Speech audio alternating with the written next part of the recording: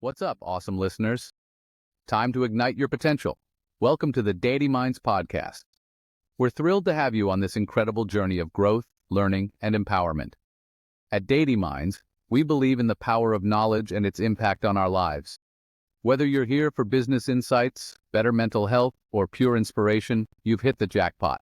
Our mission? To provide valuable content that not only informs but also inspires action.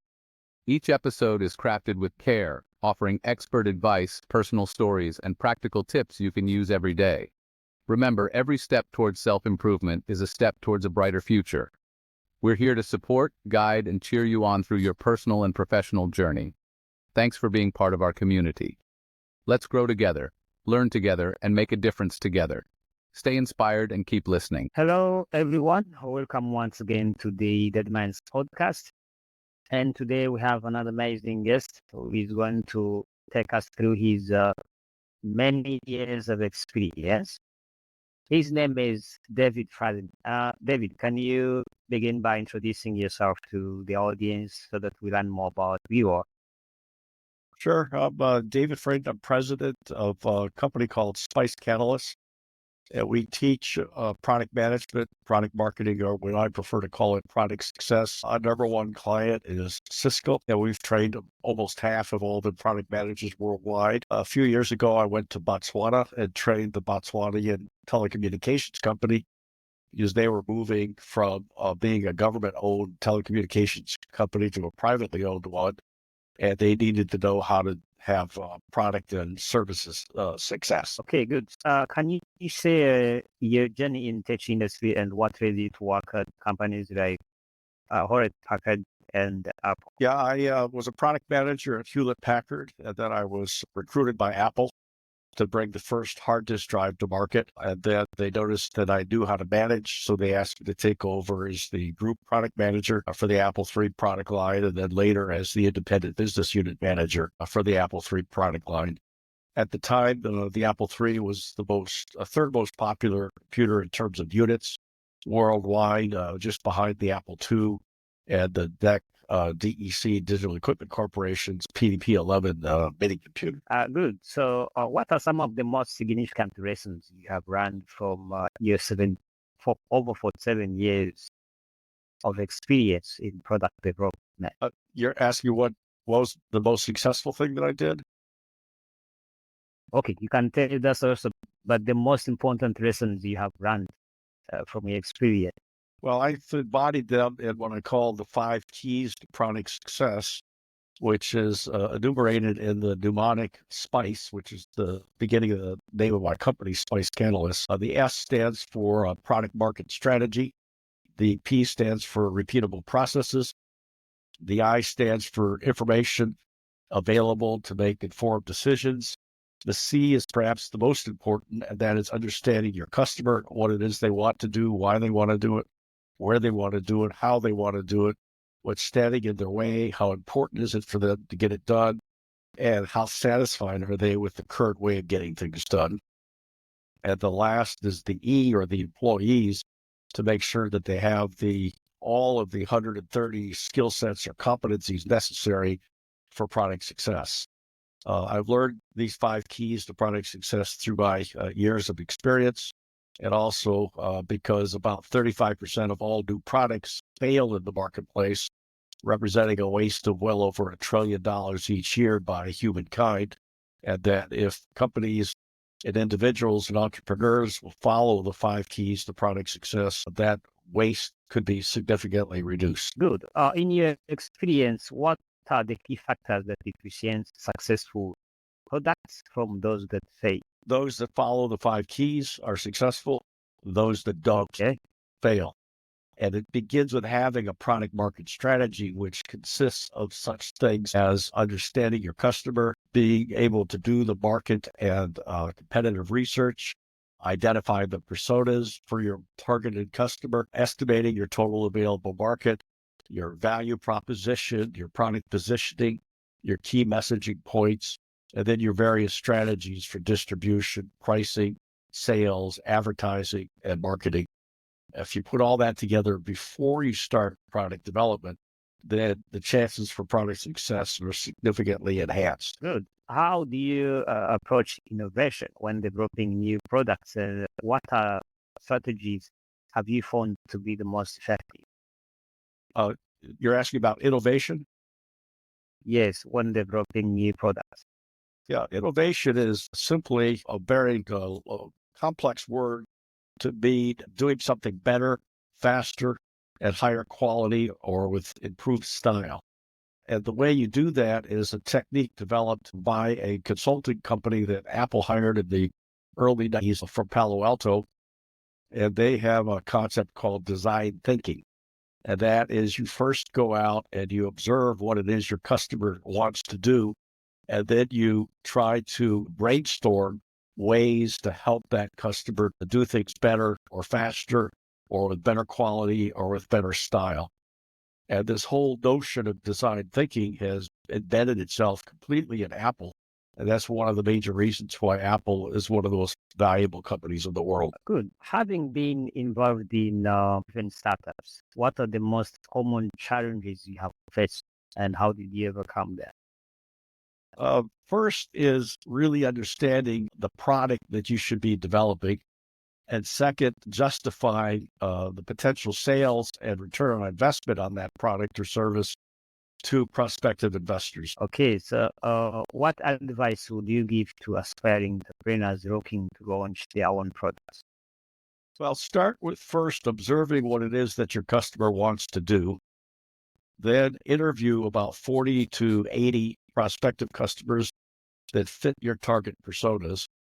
Then survey somewheres around 800 to 1,200 of your target customers. And with those questions and answers, you gain sufficient data from the bottom up, which will help you forecast what your potential sales might be, what it will cost in order to obtain those sales, and then what kind of return on investment you could guarantee virtually to your investors. Typically in the past, people have done this type of work from the top down, where they'll take a market research study and say, okay, I'm going to capture 5% of the market, and therefore this is my return on investment.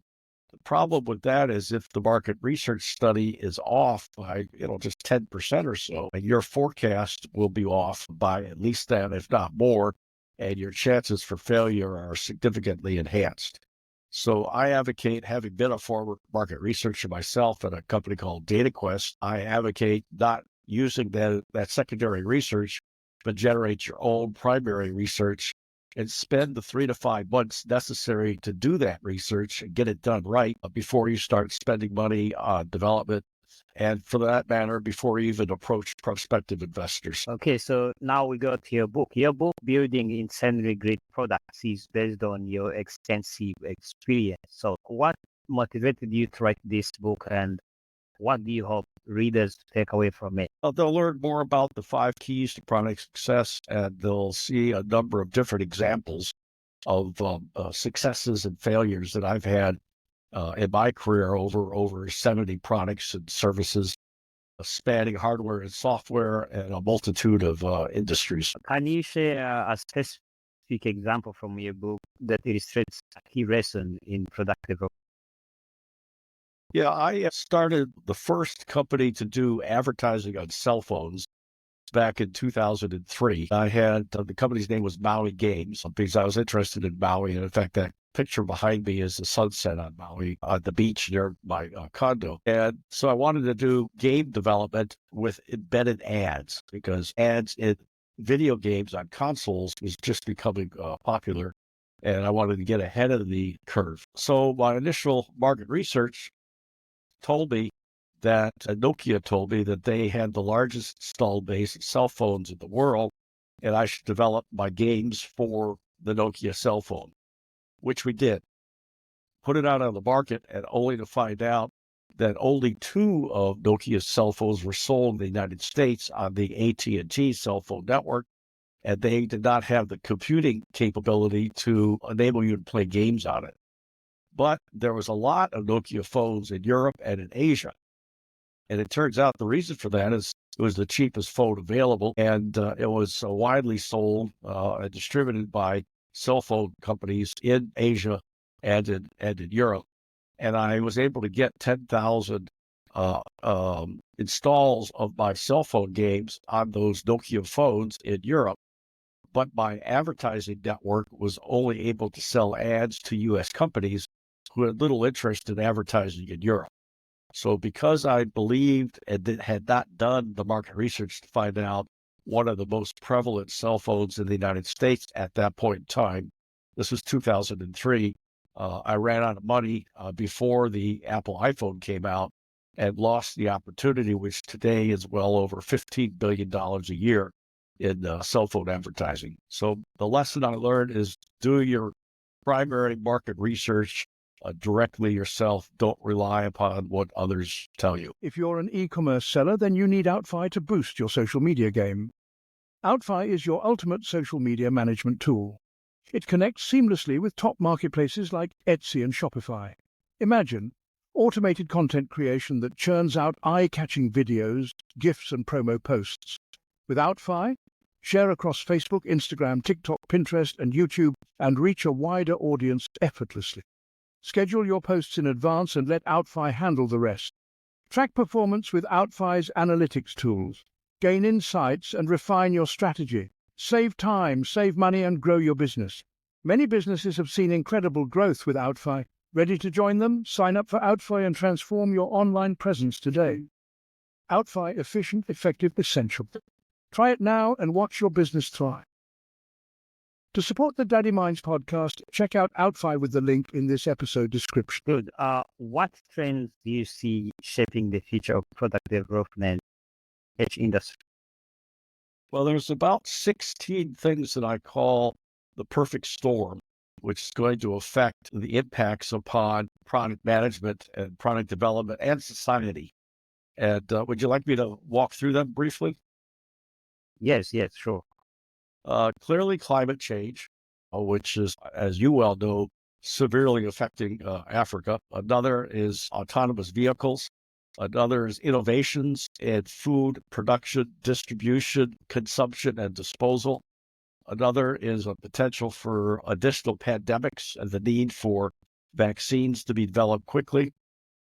Gene splicing, augmented and virtual reality, the use of big data and analytics and the so-called wisdom of the crowds, digital twins, where we can make a digital replica of, say, the human body, and then we can test drugs out on diseases digitally and shorten the time for cures to have to be field tested. 3D printing, artificial intelligence, both the good and the bad. The good being, for example, a platform called Perplexity, which not only gives you the responses for multiple websites, but also sites where they got the information from.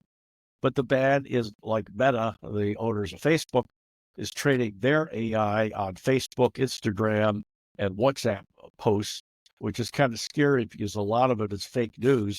So we're going to have trained artificial intelligence bots trained on fake news, giving us answers along those lines. Another major change is the change in birth rates in an aging population.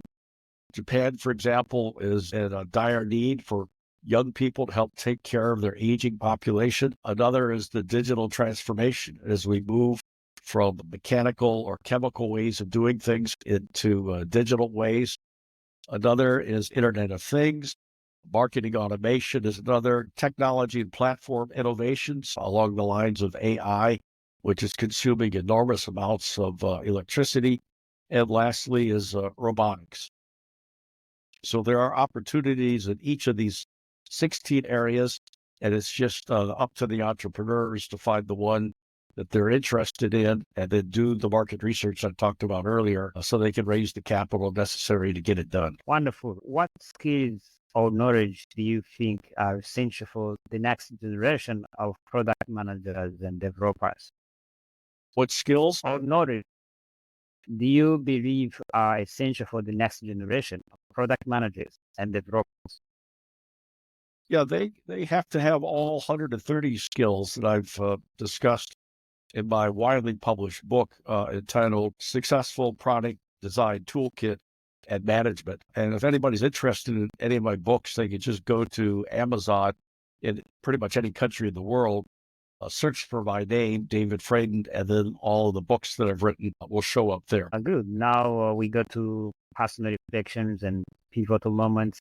Can you describe a pivotal moment in your career that significantly influenced your approach to product development? Probably after I took over as the group product manager for the Apple III, Steve Jobs, who was adamantly opposed to the Apple III, even though he was the first product manager on it.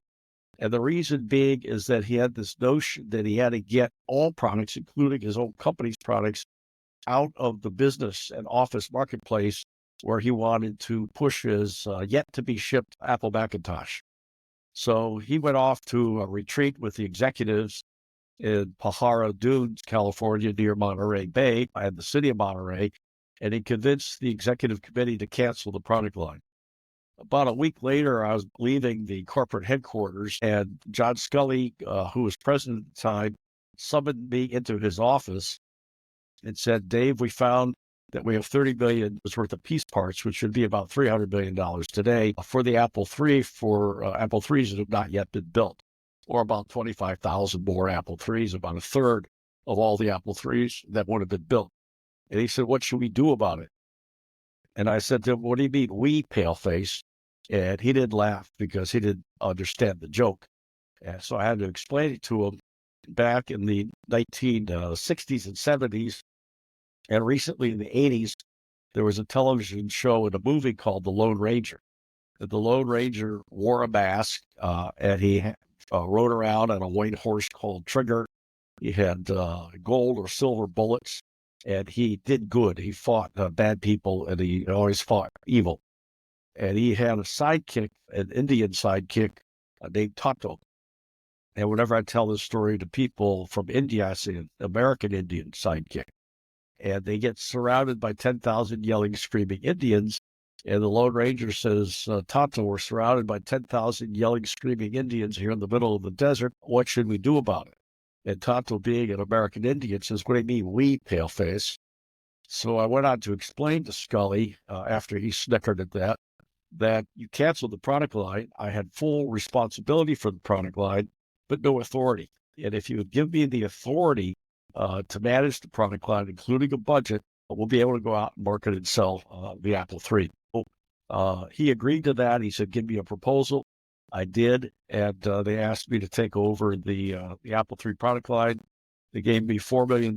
They said I could spend up to $200,000 with just my signature. They gave me an advertising budget of $1 million, and I could hire any 17 people that I wanted, and we just go ahead and did it.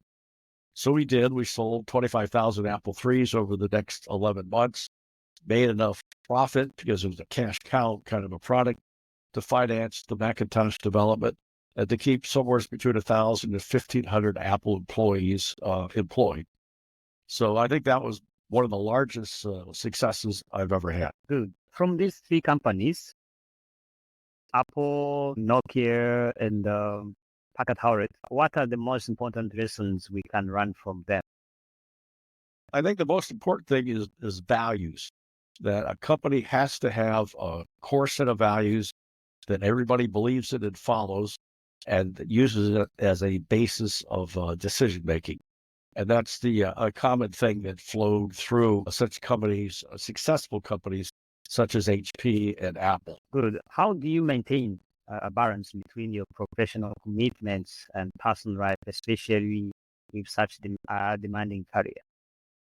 Well, I typically do not work past 4 or 5 o'clock at night. I don't work at night, and I don't work on the weekends. I try to stay as far away from my computer as I possibly can, so that I can maintain a life work balance. Good. What is your final message you would like to send to the Dead Man's podcast audience I think it's about being successful in business, particularly product development? It's to have a sense of values and either start a company that has those values and follow it, or join a company whose values match into your personal values. If you do and you go to work there, you'll be happy and you'll be successful and you'll be promoted. If you go to work for a company that has a set of values that are different than yours, you'll be very unhappy, and either you'll get fired, it'll be a mercy killing, or you'll quit because you'll just be very unhappy. So find a company or start a company that matches into your values. Very good. And now, how can people connect with you, and where can people learn more about your work and your books in particular? They can find out all about that at my website, spicecatalyst.com, one word. They can go to LinkedIn and search on my name and connect with me there. It's LinkedIn / I think it's IN/ then my name, David Fradin. And all of my books are on my website with links to Amazon. And also my online courses offered through Udemy are there. And then syllabuses for my other courses that I could deliver in person or online. Good. Now, I would like to thank you very much for sharing your wisdom and insights from many years of your experience in product development.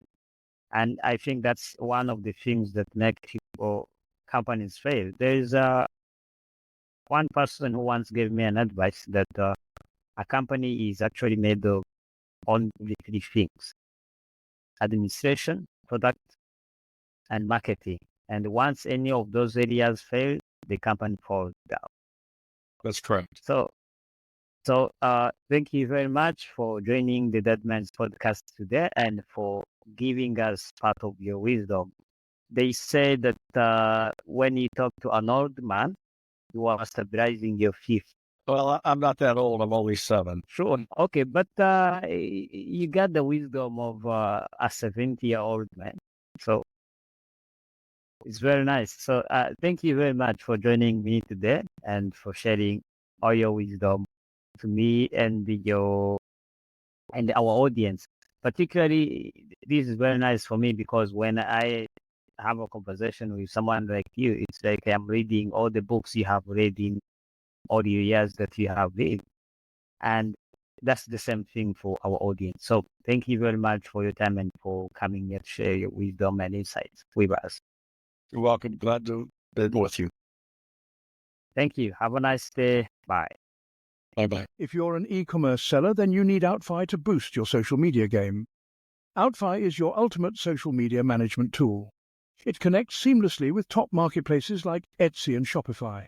Imagine automated content creation that churns out eye-catching videos, GIFs, and promo posts. With Outfy, share across Facebook, Instagram, TikTok, Pinterest, and YouTube, and reach a wider audience effortlessly. Schedule your posts in advance and let Outfy handle the rest. Track performance with Outfy's analytics tools. Gain insights and refine your strategy. Save time, save money, and grow your business. Many businesses have seen incredible growth with Outfy. Ready to join them? Sign up for Outfy and transform your online presence today. Outfy, efficient, effective, essential. Try it now and watch your business thrive. To support the Daddy Minds podcast, check out Outfy with the link in this episode description.